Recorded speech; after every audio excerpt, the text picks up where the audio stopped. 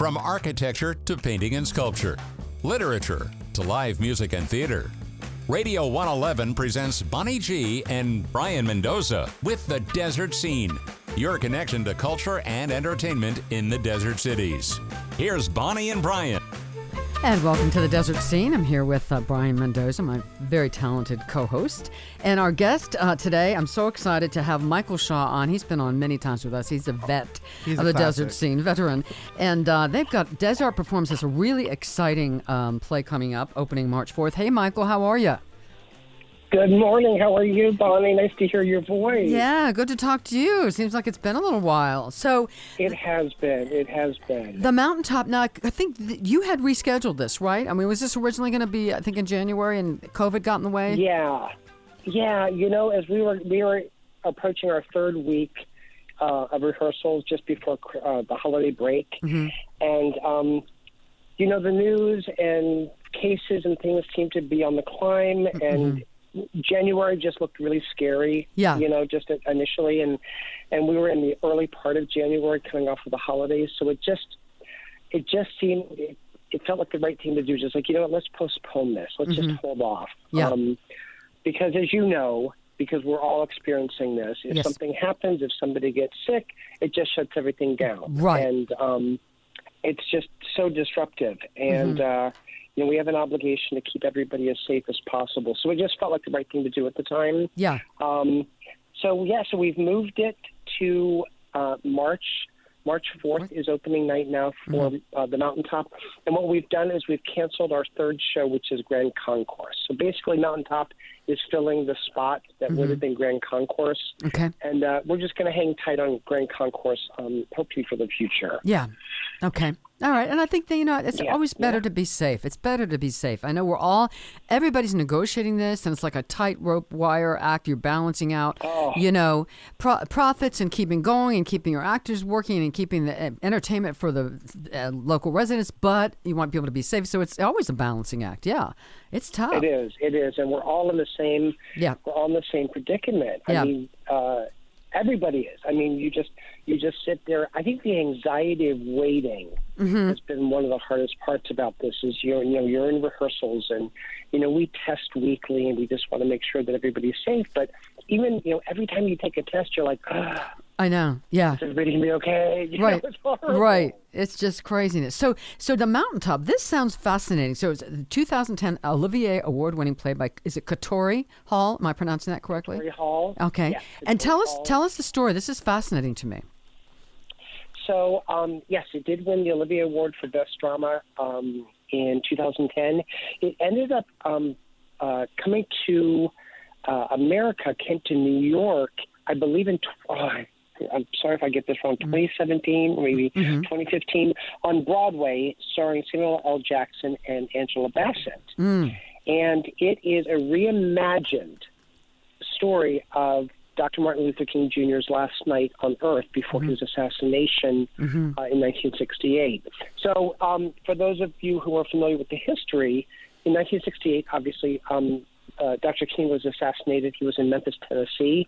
He was staying at the Lorraine Motel at the time, room 306, and it is currently a museum. It is a museum honoring his legacy and that last fateful night before he was assassinated. But this takes a very interesting twist, totally reimagined, fictional take on his last night. I will tell you that it is incredibly powerful, obviously, but incredibly, remarkably, unexpectedly funny. It is one of the most humorously endearing plays I have ever read. And as is the thing that we seem to do at Dezart, is halfway through the play, something happens and you're caught off guard and you're like, what? Because what happens is he's in his room the night before, you know, that last night, and historically he was there. It was a rainy night, and he calls for coffee. So the housekeeping brings him coffee, and he's visited by this woman who is from housekeeping bringing him coffee, and they engage in a conversation, and she starts to reveal her relationship to him. And it's not a relationship that he knows about, but he all of a sudden, he was incredibly always on guard because the FBI was investigating him. He didn't know if she was a setup, if she was a ploy, so their relationship goes through, in a matter of 90 minutes, goes through this roller coaster of who are you, what are you doing here, you're not who you say you are, blah, blah, blah. And they end up smoking together, and they drink coffee, and they sip whiskey together, and they have a pillow fight, and it just rolls out to be one of the most loving and yet unexpected relationships that happened during the course of this play. Wow. With an amazing ending. It has sound effects and special effects that we've never done at Dezart Performs. Engineered and led by yours and my love man Clark Duggar. Oh, of course we love him. Yes, together all of it. So he's the best. It's really nice. It's nice, and the cast is just the two. It's just the two actors. I was just going to ask you. Tell us about that. I'm looking at their pictures and bios. They look like I'm going to guess they're fabulous. That's just my looking at the bio. Yeah, tell us a little bit about them. They are. Well, so Dr. King is played by Cortez Johnson, who was last seen in our last onstage performance during Sweat. He played the son, Chris, in Sweat, and brilliant actor. Young actor, and who's just marvelous in this role. And a new actress I haven't worked with, Shantae Deloach from Los Angeles, and she plays the role of Camae. Okay. And their chemistry is brilliant together. Even at the audition, they just hit it off immediately. I thought this is a wonderful pairing. Yeah. So it's a lot of fun, and we've taken great pains to make the room look and feel like it did in 1968. The furniture, the chairs, the chairs totally replicated. Tom Valek, our set designer, totally recreated the chair. Wow. That's in the room, and there's a phone book, there's a Bible, there's there's a newspaper. We actually have recreated the newspaper from that fateful day. Wow. From the newspaper actually was from the Memphis. What's the newspaper? John Clark is here with me. What's the newspaper?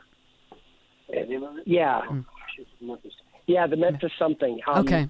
And the front page is exactly how it was in 1968. Oh, that's great. So it's really quite brilliant. It's fun. I wanted to ask you, as the director, were there any unique challenges doing a play like this that is based on history, based on a real story, even though it's a different twist? Any unique challenges with that? Well, you know what? I grew up in the South, so there's a language. There's clearly a difference in class, economic class between Camae and Dr. King, socioeconomic and education. Yeah. So the language reflects her upbringing. Obviously in a lower economic class than Dr. King was, education-wise. So the challenge is making sure that we got the dialect right. Yes. Because they're both Southerners, but she's a Southerner from Memphis in a totally different community than he came from. I want to be sensitive to the message of civil rights. Obviously, he was an icon and a hero. So I brought on an assistant director who was black, and I want to be sensitive to the community in bringing this play, because there's so much that as a white man, I don't know. Right, totally different experience. Right. So we have a black director, an AD director, who's coming in, who's working with us. And then, of course, the actors themselves are bringing their experience from their community into the play as well. And Katori Hall, read up on her because the history of her writing is really quite brilliant. Okay. All right. Yeah. Brian has a question for you. I was going to say that last response got me thinking of so many questions right now. I was going to ask you.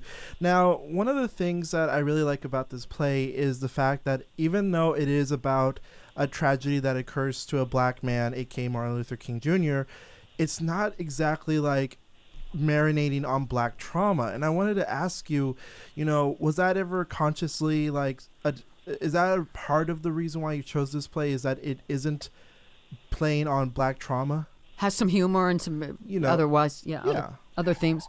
Well, the thing that without revealing anything, there is a turning point in the play that grabs you, and it takes you on a journey that you don't expect. So that's really, for me, the writing is really good.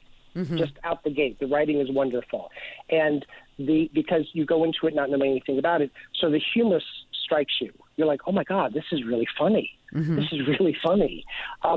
So you learn very early on that it is not a play of tragedy. It's not a tragic play, and it doesn't. Its main theme is not about the work that Dr. King did, but a fictional take on his last night. It does touch upon quite beautifully what the world would have been like if he had not been assassinated. And that's also a very, very brilliant part of the play that is revealed at some point. So I don't know if that answers your question, Brian, but no, it answers it. I was also going to ask you about, how you were saying that you were concerned that as a white man that you wouldn't do this play effectively. Now, I wanted to ask you, was there ever a moment in production while, rehearsals or any time that you had to learn something, like something that you felt like was there a learning experience at any point because of your whiteness and your tackling of this play? Did you ever feel like, wow, I need to actually go and research something? Well, I do research by nature, just beforehand tackling a play. Yeah. Beforehand, so there wasn't an aha moment during rehearsal. But the language, and making sure that the language is correct, is a challenge actually with any play. But I'm also very active, civically, and so.